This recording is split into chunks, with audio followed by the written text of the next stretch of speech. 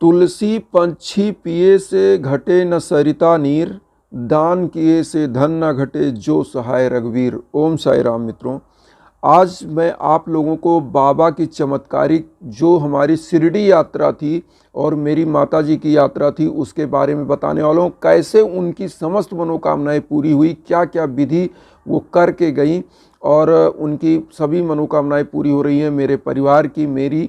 और वो उपाय मैं आपको बताने वाला हूँ बहुत ज़बरदस्त, जो मैं करके गया, मेरा परिवार करके गया। मैं अपनी चीज़ें बताऊँगा और चीज़ें बताता चल रहा हूँ, तो आप बने रहिए ब्लॉग पर और आइए साईं बाबा का ये चमत्कारिक वर्णन सुनते हैं, आपका भी कल्याण हो।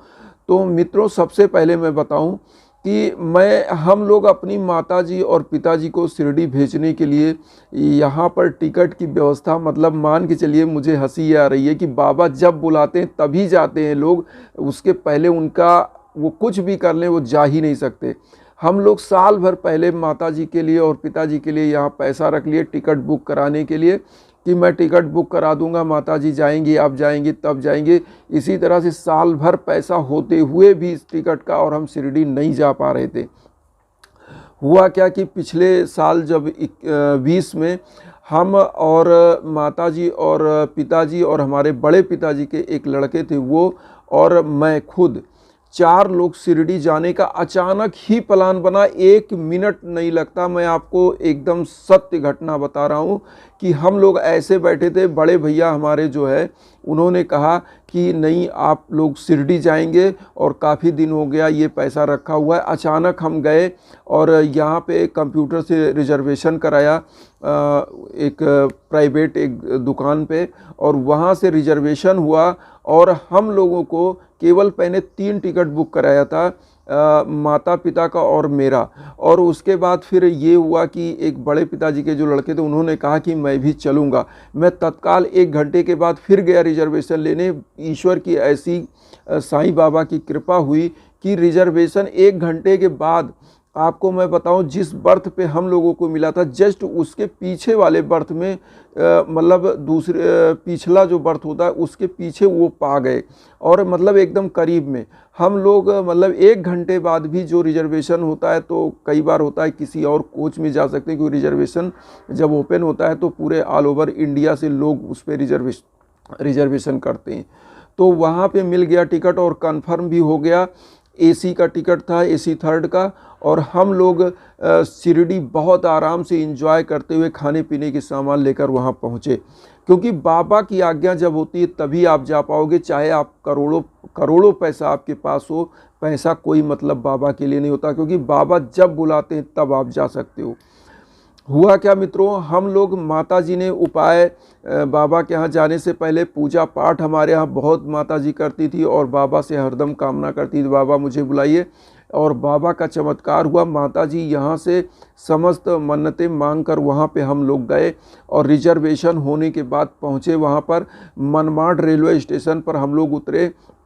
बता रहे हैं आपसे, हम लोगों को कोई कष्ट नहीं, जब बाबा चाहते ना फटाफट वहाँ से हम लोगों को एक वैन मिल गई और वैन में बैठे और हम लोग भक्त निवास डायरेक्ट पहुँच गए। और पानी बरसात भी हो रहा था रिमझिम, और बहुत अच्छी, मैंने उसका वीडियो भी डाला है जाते हुए, आप मेरे यूट्यूब चैनल पर देख सकते हैं वो चीज़। और मैं आपको बताऊं कि हम लोग वहाँ पहुँचे और एकदम भक्त निवास में पहुँचे। 5-10 मिनट के बाद हम लोगों ने फॉर्म फिलअप किया, अपनी आईडी ले जाना होता है, तो वो सब आईडी हम रखे थे। भक्त निवास हम लोगों के लिए बुक हुआ, बहुत बेहतरीन कमरा।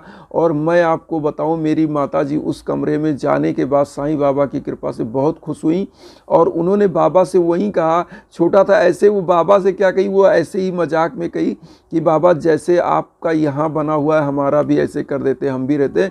आपको विश्वास नहीं होगा, मेरी माताजी वहाँ से लौटने के बाद हम लोगों का कोई मतलब नहीं था।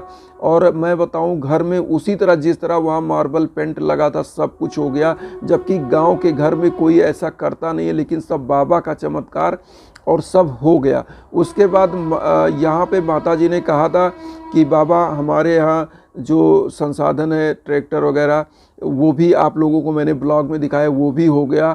और आज माता जी के आशीर्वाद से और प्रभु की इच्छा साईं बाबा के आशीर्वाद से वहाँ बाराबंकी लखनऊ सब मैंने बता दिया है कि घर भी हो गया है, इलाहाबाद में भी हो गया है। और इस तरह से चीज़ें होती जा रही हैं। और जो कामना आपको करके जाना है, क्या करना है, ये चीज़ मैं आपको बता दूं। साईं बाबा के शिरडी में जब आप जाते हो शिरडी दर्शन करने, तो बाबा जब बुलाते हैं, आपका मान लीजिए बुलावा आ गया, आपने रिजर्वेशन कर लिया, आप जा रहे हैं, तो कुछ दिन 10, 15, 20 दिन आपके पास समय है, आप करिएगा साईं सच्चरित्र पढ़कर जाइए। और बाबा के निमित्त यहाँ पर भंडारे के लिए या गरीबों में वितरण के लिए कुछ पैसा, ये जो संकल्प आपका है, जिस संकल्प से आप शिरडी जा रहे हो कि बाबा ये कामना पूरी कर दीजिए, या आप मान लीजिए ऐसे ही जा रहे हैं, तो भी बाबा से कुछ ना कुछ तो मुराद ज़रूर आपकी होती है कि वो मांगना चाहते हैं। और होता क्या है कि वो पूरी भी होती है। मैं ये भी कहूँगा शिरडी जाने मात्र से, क्योंकि बाबा ने जो 11 वचन लिखा है ना, कि जो शिरडी में आएगा आपद दूर भगाएगा, चढ़े समाधि की सीढ़ी पर, पैर तले दुख की पीढ़ी पर, त्याग शरीर चला जाऊंगा, भक्त हेतु दौड़ा आऊँगा, मन में रखना दृढ़ विश्वास, करे समाधि पूरी आस, मुझे सदा जीवित ही जानो, अनुभव करो सत्य पहचानो, मेरी शरण आ खाली जाए, हो तो कोई मुझे बताए, जैसा भाव रहा जिस जन का वैसा रूप हुआ मेरे मन का, भार तुम्हारा मुझ पर होगा, वचन न मेरा झूठा होगा, असहायता लो भरपूर, जो मांगा हुआ नहीं है दूर, मुझ में लीन वचन मन काया, उसका ऋण ना कभी चुकाया, धन्य धन्य वा भक्तनन मेरी शरण तजन। तो 11 बाबा के ये जो 11 वचन हैं, ये जरूर आप याद रखिए और इस 11 वचन को आप पढ़ते रहिए। और साईं सच्चरित्र जरूर आप पढ़ के जाइए। अगर आप पढ़े लिखे व्यक्ति हैं, नहीं पढ़े लिखे, कोई बच्चा पढ़ना जाता है तो नहा धो के वो आपको श्रवण करा दे तो भी बहुत ही पूर्ण होता है। तो इससे बाबा की समस्त लीलाएं आपको पता चल जाएंगी। और जिस प्रकार से फला फूला वृक्ष झुकता है, तो उसी तरह से आप भी बाबा की श्रद्धा में झुकेंगे जब आप साईं सच्चरित्र और उनकी लीलाओं को जान जाएंगे। तो मैं आपको ये बता रहा था। और तो आप साईं सच्चरित्र जब पढ़ लेते हो तो आप 11, 21, 51, 501, 1001, 21,000 जितना आपको दिया हो बाबा ने, प्रभु ने, उतना आप यथार्थ समर्थ कुछ निकाल के जाइए। और लौटने के बाद अगर आपके पास कम पैसे आपने निकाले थे तो फल वितरित करा दीजिए गरीबों में, ज़्यादा पैसे आपने निकाले थे तो भंडारा घर पे आप करवा दीजिए। क्योंकि तीर्थ यात्रा से लौटने के बाद अगर आप छोटा सा भंडारे का आयोजन करा देते हैं, गरीबों को भोजन करा देते हैं, तो ये माना जाता है कि आपका तीर्थ यात्रा सफल हो गया। और आप तो गुरु के धाम जा रहे हो, शिरडी गुरु के धाम में जाने का यही मतलब होता है कि गुरु का प्रसाद ग्रहण करिए और गुरु के यहाँ से लौटिए तो गरीबों को भी प्रसाद ग्रहण कराइए। ये तो रहा उपाय।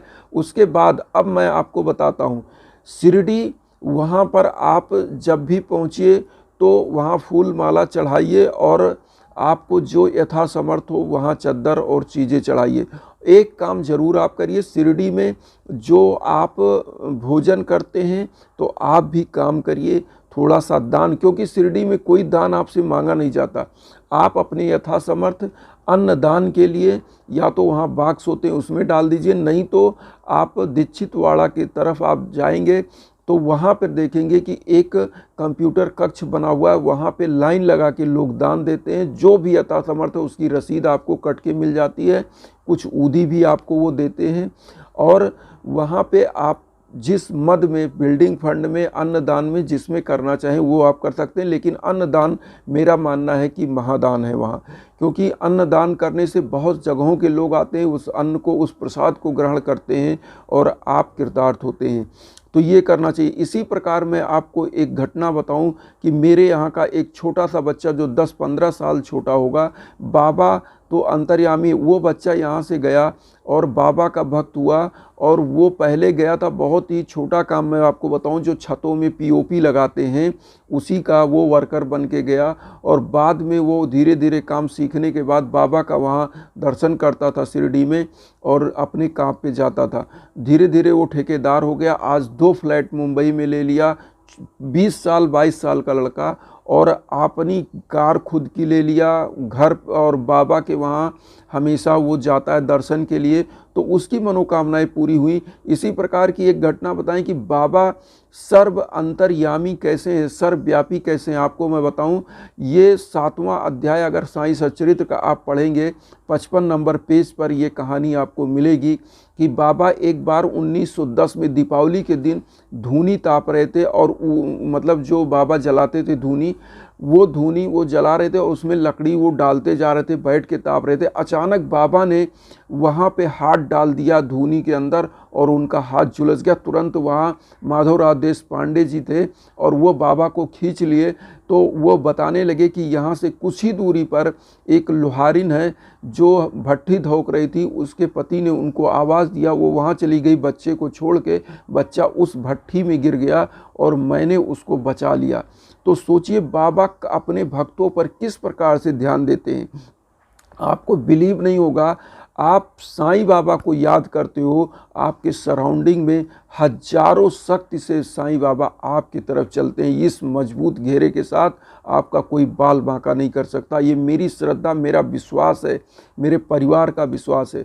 मैं आपसे एक चीज़ कहूँगा कि आप देखिए, एक चीज़ लिखा है ना कि को नहीं जन्मा अस जगमाही और प्रभुता पाए जास मदराही। कोई इस धरा पर जन्मा नहीं जिसको आप प्रभुता मिल जाए, जिसको कुर्सी मिल जाए और घमंड ना आए। लेकिन आपको करना क्या है, आप साईं के सच्चे भक्त हैं, आपको झुक के रहना। जिस प्रकार फला फूला वृक्ष झुक जाता है और वो सब के लिए कहता है ये फल आपके लिए है, उसी प्रकार आपको झुकना है और गरीबों दीन दुखियों पर जीवों पर दया करना है। ये चीज़ करते हुए, दान दक्षिणा करते हुए जीवन को कृतार्थ करना है और साईं बाबा के दर्शन मात्र से ही कल्याण हो जाता है। आप साईं सच्चरित्र, बहुत लोग पूछते हैं कि सर मैं ये व्रत नहीं कर सकता, ये नहीं, आप कुछ मत करिए। बाबा आडंबर के खिलाफ थे। बाबा कहते थे आप सच्ची श्रद्धा रखिए, मानवता की सेवा करिए, जीवों की सेवा करिए और अगर आपने 10 रुपया कमाया है तो 1 रुपया दान करिए, क्योंकि दान करने से धन कभी घटता ही नहीं है। इसीलिए लिखा है कबीरदास जी ने कि नाव में बाढ़े पानी, घर में बाढ़े दाम, दोनों हाथ उलझिए यह सयानो काम। तो इसी के साथ ओम साई राम।